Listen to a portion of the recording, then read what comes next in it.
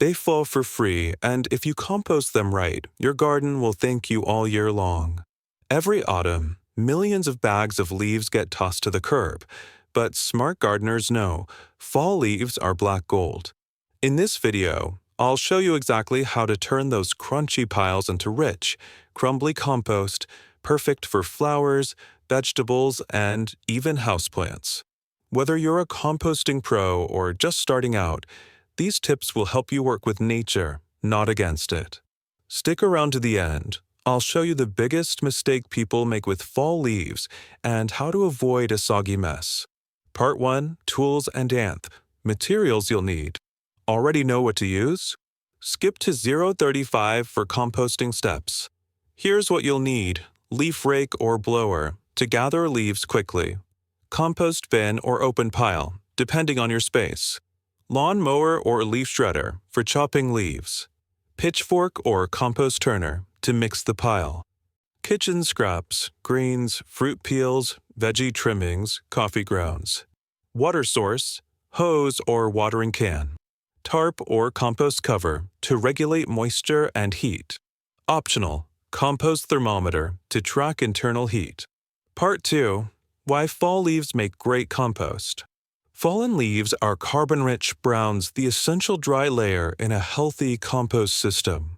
They improve soil texture and structure, attract beneficial microbes and earthworms, balance out wet kitchen scraps, greens, help retain moisture in garden beds, reduce landfill waste, and save money. Shredded leaves break down faster and blend better into the compost pile, plus they insulate during winter. Step by step, how to compost fall leaves. Step 1. Gather leaves, but not all of them. Use a rake or blower to collect dry, disease-free leaves.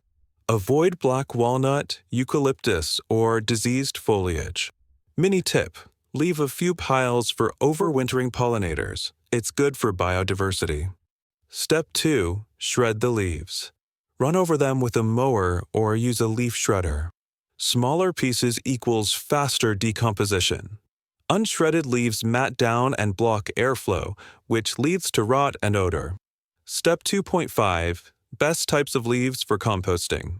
Not all leaves break down the same way. Here's a quick guide, great for composting: maple, birch, ash, fruit trees, apple, pear, etc. Elm, slower to break down. Oak, high in tannins, compost slowly. Beech, magnolia. Avoid or limit black walnut, toxic to many plants. Eucalyptus contains natural pesticides. Diseased or pesticide-sprayed leaves. Mixing several types of leaves can improve compost quality and balance. Step 3. Balance browns and greens. Mix shredded leaves, browns, with green materials like veggie scraps, grass clippings, coffee grounds, fresh garden waste. Use a 2:1 or 3:1 ratio, more browns than greens. Think dry to wet, not equal parts. Step 4. Add moisture and mix. The pile should feel like a wrung-out sponge, moist, but not soggy.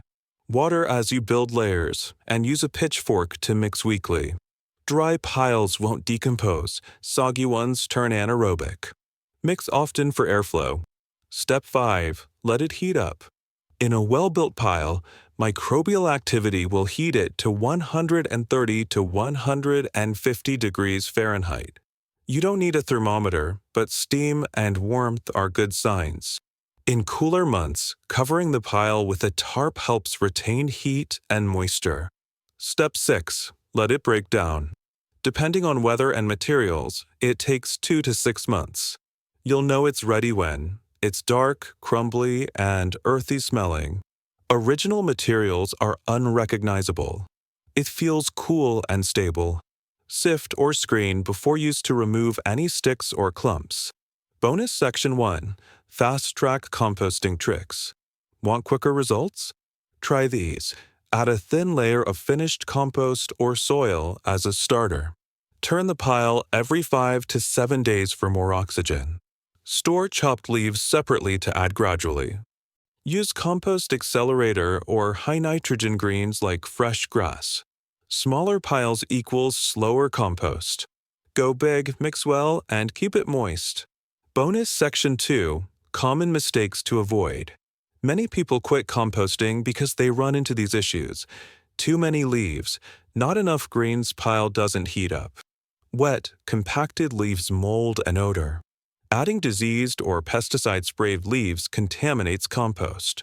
Letting the pile dry out composting halts completely. Avoid piling leaves alone, always mix with some nitrogen-rich materials. Extra tips for success. Store extra shredded leaves in bags for use all winter. Compost directly in raised beds, aka trench composting. Use leaf mold, composted leaves only, as mulch or soil conditioner.